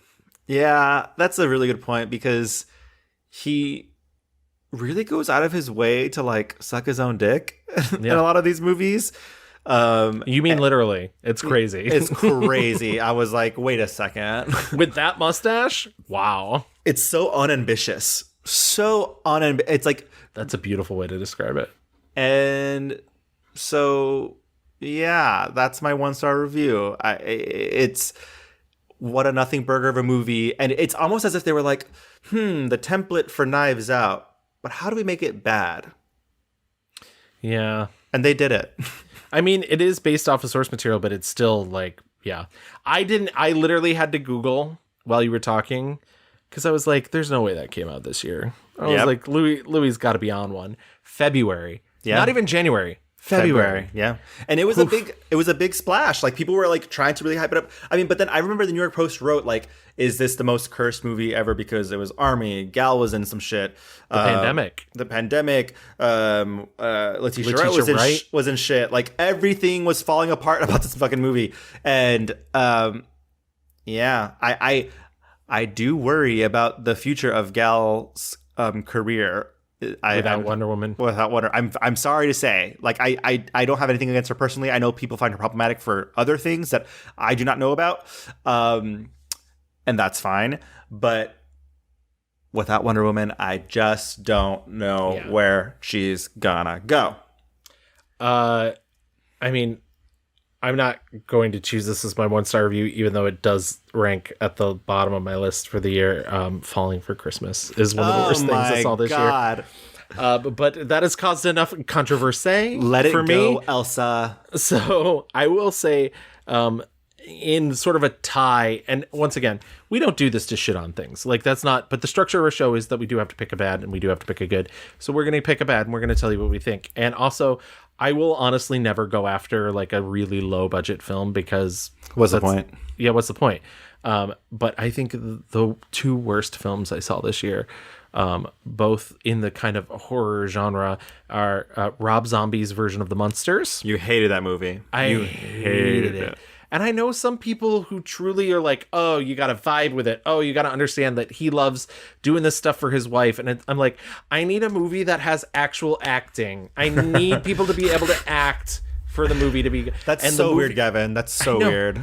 And that's the thing, is people love to look back at The Munsters and be like, oh, it's so cheap. Oh, it's so, you know, it's campy and whatnot. Here's the thing.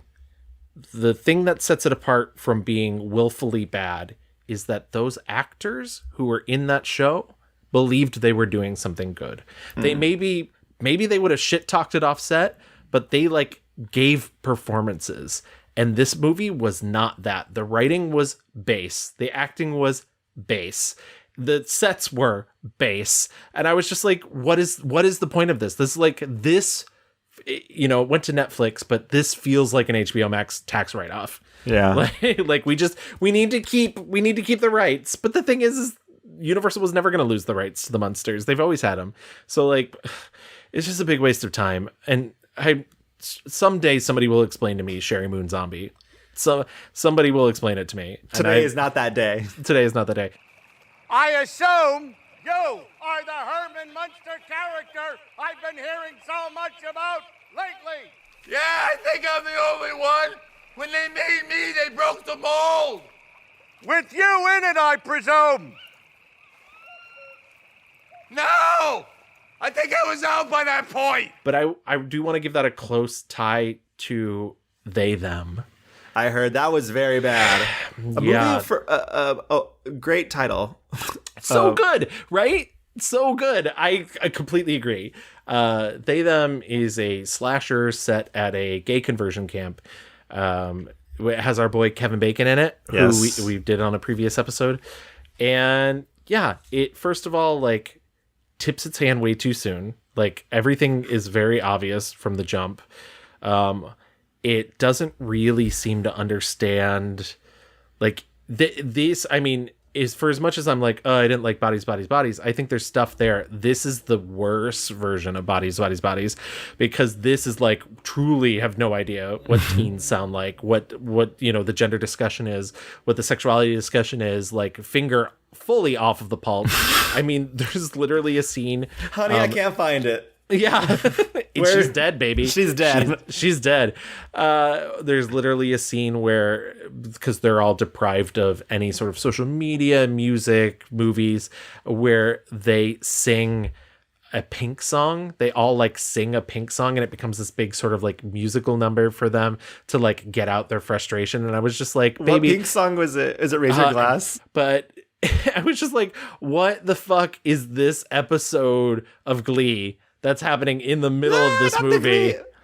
I couldn't. It was so bad. The song is fucking perfect. Gross. Yes, because you're perfect. Wow. Yeah, Wow, the number one, if you type in They Them Pink, the number one result is a story from the Daily Beast saying They Them has the worst movie scene of the year. Yes, and the Daily Beast is 100% correct.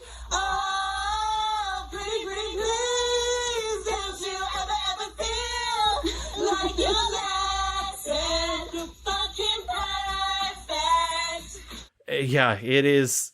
It's tough to get through. It's not exciting. It's not interesting. It doesn't, like, the worst thing is like, for all of the talk that everybody had about, is Bros going to change the game, or is Fire Island going to change the game?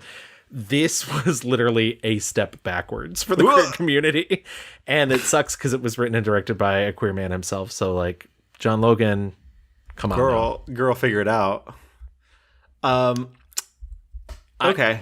I think that's enough being negative, but I do want to get to, before we move out of this, into our yearly Beautiful Gowns Award. The Beautiful Gowns Award. I love this award. Great gowns, beautiful gowns. Yes, it's one of my absolute favorites. I love doing it. And, like, listen, it changed throughout the year. There was a couple things that I was just like, okay, interesting, getting the data together, really.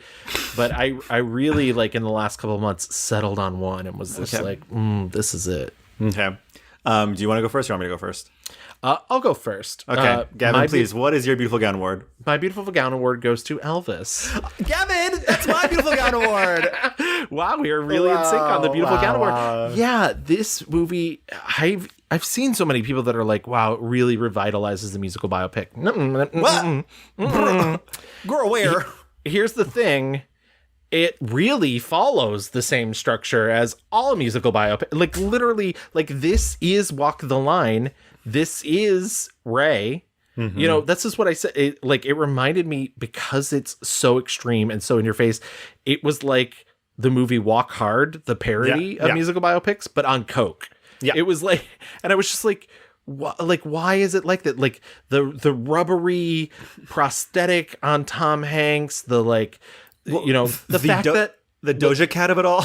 Yeah, I was going to say, the fact that anytime that Elvis goes to a black neighborhood, they play fucking Doja Cat. I was like, this is dumb, guys. This is, and listen, I think Boz clearly has so much talent in him.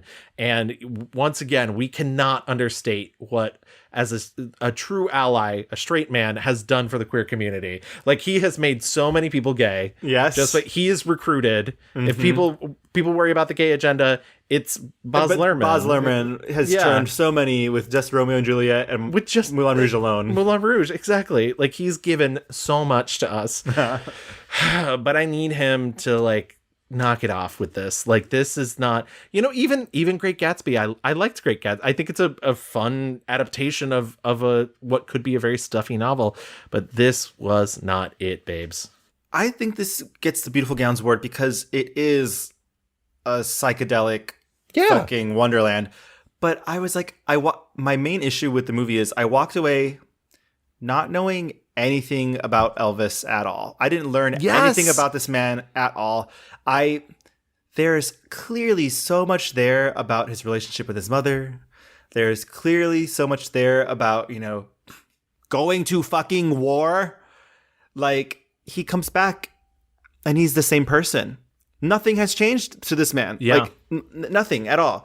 And there's just so little interrogation about who this person is. Like, I was like, yeah, we know that he stole this music from black people. We know that. We know that he did the thing. Like, we know that he, like, had this slump. We know that, like, the Vegas thing happened. We know all these things. Like, I was really hopeful that I was like, oh, and especially because they cast Austin Butler, who is a young man, that we're going to, like, figure out and learn some things about him. And so, but this movie is just window dressing. It's just cosplay. And a majority of it is beautiful. Like, there are a lot of beautiful things, Tom Hanks withstanding. But, that's what Beautiful Gowns is all about. It's all... Absolutely. No substance, just... all spectacle. Yeah. And this movie was the epitome of that for this year. So, Beautiful Gowns Award. This is the first time this has happened. Double award for Beautiful Gowns to Elvis. We did not talk about this. We did not plan this. Great gowns, beautiful gowns. Last year, I believe I named my Beautiful Gowns Award to Wonder Woman 2. Yes, and I actually gave mine to the Aretha Franklin biopic, which was Wow, you were really saying something about biopics. I really. I mean, I just need them to be something. Like, if you're gonna do it, do it. Like, Ugh. Anyways, let's get out of our negative zone. Yes. Let's get into our positive zone and talk about our 5-star reviews. I think my top 3 movies, and girls, the reviews are mixed. Pinocchio blew me away. Great. Sorry, girly. I really enjoyed Triangle of Sadness. That's fine. I thought the richness and, like, the disgustingness of how rich it is supremely funny. I also thought the ending was just like, I mean, that actress, Dolly DeLeon, as Abigail, just amazing. And once again, and here's the real heartbreaker for anybody who thinks that, like, once something is bad, it can't be good. I think that's one of my favorite performances of the year in a movie I didn't like. Yeah. She's amazing. She's amazing. That movie is just like, it's a 3-act twists and turns, just dismantling, very Eating the Rich type style movie. Devastatingly funny, I thought. I just laughed and laughed and laughed until you fucking don't, because it's aggressive. But my number one movie is I'm basic. I don't care. It's Everything Everywhere All at Once. I just haven't been seen it, had a theater going experience like that in a very long time, maybe ever. I am not Asian. I am not an immigrant, but I'm a child of immigrants, or grandchild of immigrants. I'm second generation Mexican, and just my goodness, to be able to, like, devastate you and also have the amount of dick jokes all wrapped up in one situation is just crazy. Stephanie Hsu giving the breakthrough performance of the year. Absolutely. And again, like, everyone I ask, I said, think about if that lead character was not Michelle Yeoh, who would it have been? Who would it have been? Yeah. No one. Which is like also a really sad condemnation of, like, yes, our acting pool and the way that as Americans we treat, actresses of color. Right. And there are other martial artists stars in the vein of Michelle Yeoh, but I do think she has a very specific, special, wonderful quality to be the mother, to be the soft and the hard. Yeah. She's fluid, she's rigid, she's all the things. The return of Ke Huy Quan as Waymond, who is the beating heart of the film. The only thing I do know is that we have to be kind.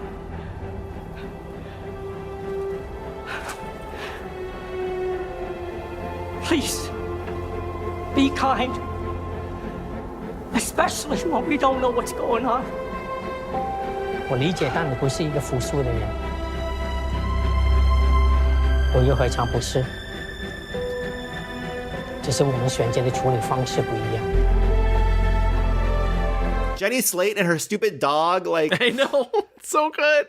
I love the dog joke. I know she's another person who's having a really great year. Yeah, between you know the rom-com you mentioned, this Marcel the Shell, like yeah, another great year. I just, you know, Jamie Lee Curtis, who we talked about earlier, or we have talked about before on the podcast. I just think this movie, like you said, has the ability to do so much.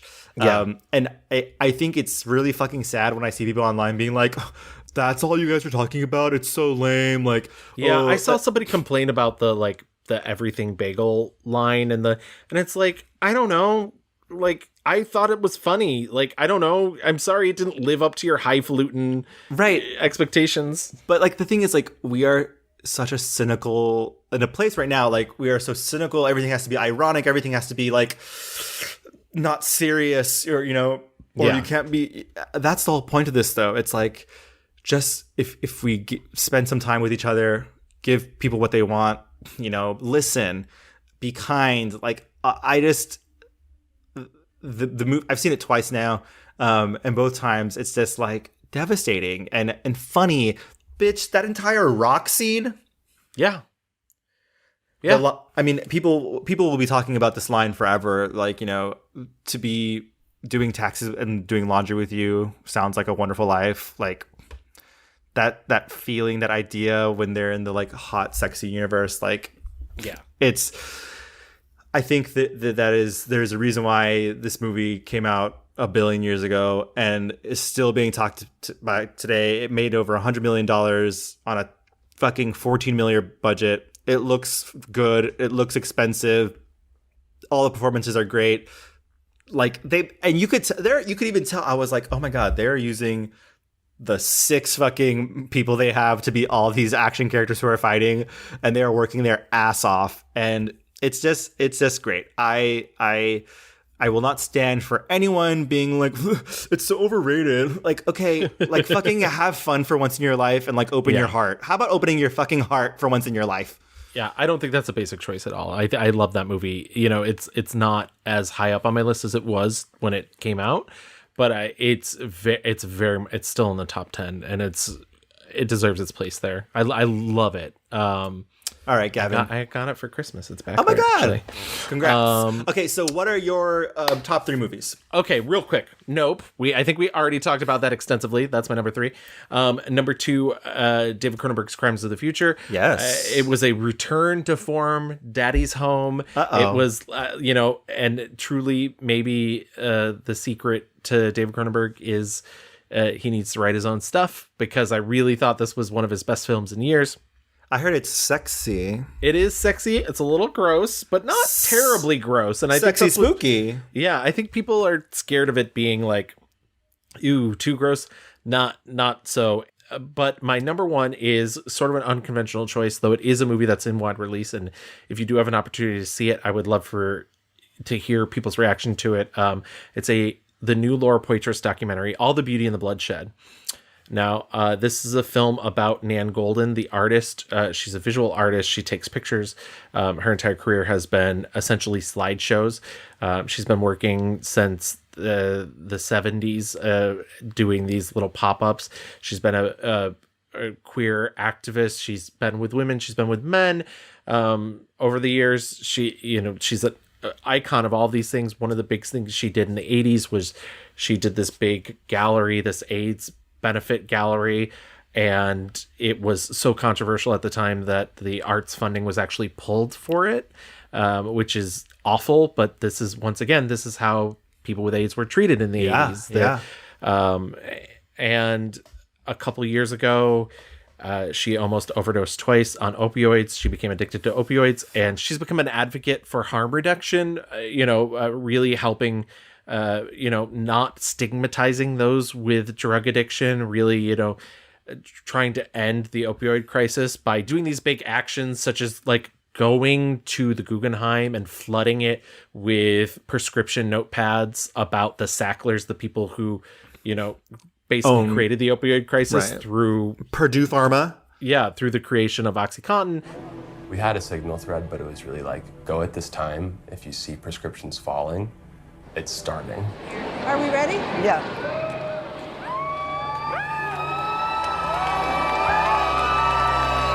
And it's a really fantastic story. It really weaves in and out about, like I said, about stigma and how we treat each other. I mean, if there is a better movie to talk about the thing that you're talking about kindness, about how we relate to each other as people, how we don't think of each other, cops think of drug addicts as people that can just die. Yeah. That's their problem and they should just die. And that's, and we as a society need to find a way to get to a place where we're like, no, other people have problems, and we might not have the same problems, but we have to understand them. We have to understand that they are also a person. I feel like I was talking about this in the Marilyn Monroe episode, where you just you can't think of people not as people. And I think this movie is a beautiful, beautiful example of that, because it just traces her life, and it's really brilliant, and it goes in and out about there's the stigma of, at one point she dated a man who beat the shit out of her, and literally she was saved by a friend, and so she took pictures of the black eyes and the broken nose, and she worked during that time, and she just was like, I'm on display because this happens to women, and women don't talk about it, and women don't talk about this abuse. And it all goes back to her childhood. It's all brilliantly structured. It's beautiful. I was not prepared for this movie. I really didn't know much going in, other than it was about Nan Goldin, who I'm a fan of. I wept for 80% of this movie. Really? Wow. Yeah, it's really fantastic. It played New York Film Festival, so I got to actually see Nan Goldin and Laura Poitras live talk about it, and just beautiful, beautiful work. And also, I think it's a message that people need. But also, as a film, it's just a really great movie, and once again, we as at least the American society don't see enough documentaries, or good documentaries. I'm sorry, we're watching Shania Twain on Netflix. Yeah, exactly. There's more important stuff out there, and this is one of them. And truly, the most emotional film I saw this year, the most well put together film. As an editor, I could not believe some of the edits that were in this movie. Just really fantastic structure wise, and beautiful, beautiful work. Opioid stuff really gets me. I guarantee I will cry just as much as you did. Oh, it's heartbreaking. It's truly heartbreaking. I love this movie. It's in theaters right now. I see that it's at Lincoln Center, IFC Center. Yes, yeah, and it should be in other cities. I know that's sounds like, oh, you people in New York, you get to see your movies, but Neon's a distributor, so hopefully, if it picks up some steam with awards season, it'll get a bigger release, or at minimum, she will come to streaming soon enough for us. Yeah. And it was a really great year for documentaries, by the way, and just throwing out some love to Fire of Love, which is a documentary about these two volcanologists who died, or Moon Age Daydream, the David Bowie documentary, which is really fantastic. Which I know some people are like, that's another very much signed off by the estate of David Bowie. But I think if you're a David Bowie fan, there's a lot in it, and it's not the normal biopic. It's not the normal, it's very kaleidoscopic, and in the way that Elvis isn't. It's sort of the not Elvis. Okay, love that. So I really love that we have we're able to talk about this year of kindness. I think it's really heartening, especially it's heartening that our art is showing us the stuff that I think a lot of us are craving because we're not finding it in our everyday lives. And I'm hopeful that, like that thing where it's, does art imitate life, like all that shit. Like I'm hopeful that like this starts a feedback loop of like, oh yeah, you can be the Ted Lasso in your own life, friends. Like, yeah, I mean, is it a side effect of the pandemic? Is it? Yeah. Is it more like, and I hate to be like, is it more that people are more online now? But yeah, because people say that the pandemic really drove us apart because it put people away into their own boxes. It kept everybody inside and whatnot. But I think what it did also, or hope that it did, is that it really made us concentrate on the fact that like we are a society. Like every person is part of something bigger. It's not just about isolating. It's not just about being alone. And these conversations are important. And I did think about that. I was like, is this a result of the fact that like, hopefully if you're a good person, you were like really looking out for others and really hoping that, not to actively harm other people. And that's, I think that's being reflected to us through our media. Not all of it, certainly not all of it. But the better things of the year. Yeah, and I even think like, we didn't talk about Top Gun a lot, and I don't think we needed to, but I think a lot of people thought about like, oh, there's like Top Gun lives in a fantasy world where like the bad guy is like random and not named. I heard that they don't even name the bad. That's deranged to me, but whatever. This is a country that is a bad guy. And it really, people said like, it's so unpolitical, and see, like if only movies weren't woke, it would make money and be good, whatever. I think that's bullshit, because I think actually Top Gun has a lot of emotional and empathetic moments, like the treatment of the character of Ice and Val Kilmer of it all. Like, these are about people who, straight men who are showing love and care for each other. Like, and I think that's important. And so I think, I don't know, trying to find the love and empathy in all these things, I think is, that's part of the reason why I like Kimmy so much. Kimmy is not a downer movie. That it's a, in the end, like if we just treat each other better, and if we, and it's a story about a woman who is like fucking pushing past her own trauma to help another fucking woman, like, and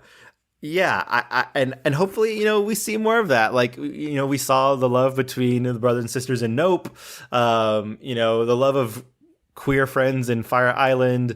I don't know. I also saw Better Nate Than Ever on Disney Plus, which was maybe the gayest little movie I've ever seen for teens and kids. Gorgeous little movie. So yeah, I mean, Turning Red, the love there.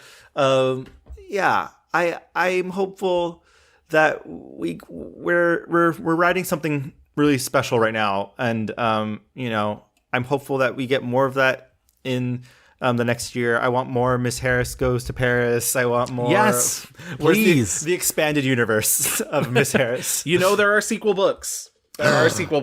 So. Oh my God, where's she going next? I can't tell you. Miss Harris Goes to Paris. But yeah, anything. Miss Harris Goes to Scare Us. It's the horror movie sequel. Yeah. Is there anything else you wanted to say, Kevin?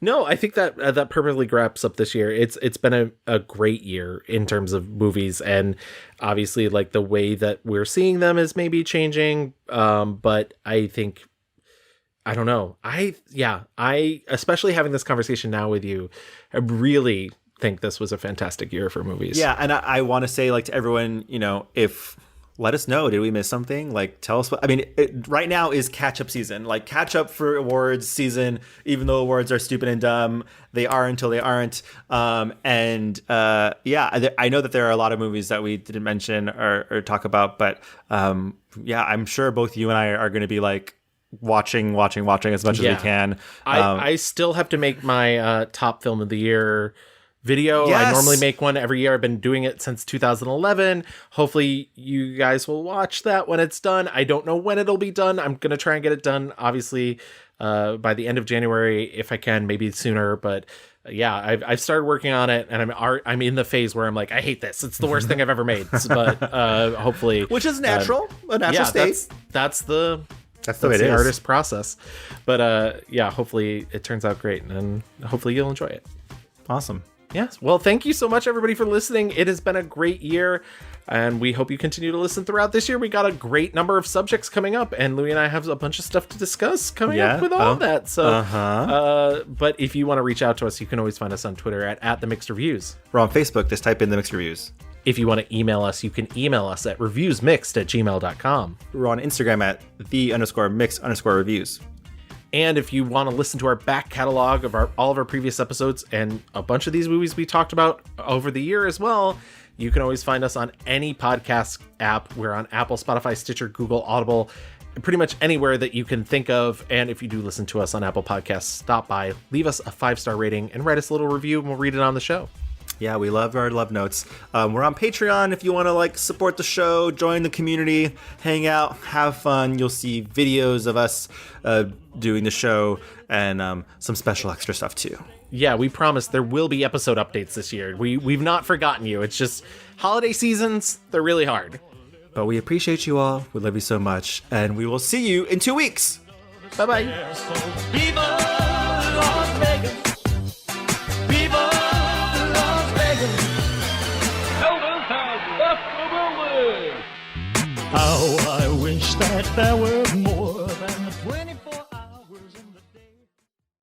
4, 5, 6, 7, 8. You get 2 queers in a room. Sweetie, listen. The kickball changes are going to come. A pot of beret. Do you have your prop Tommy gun?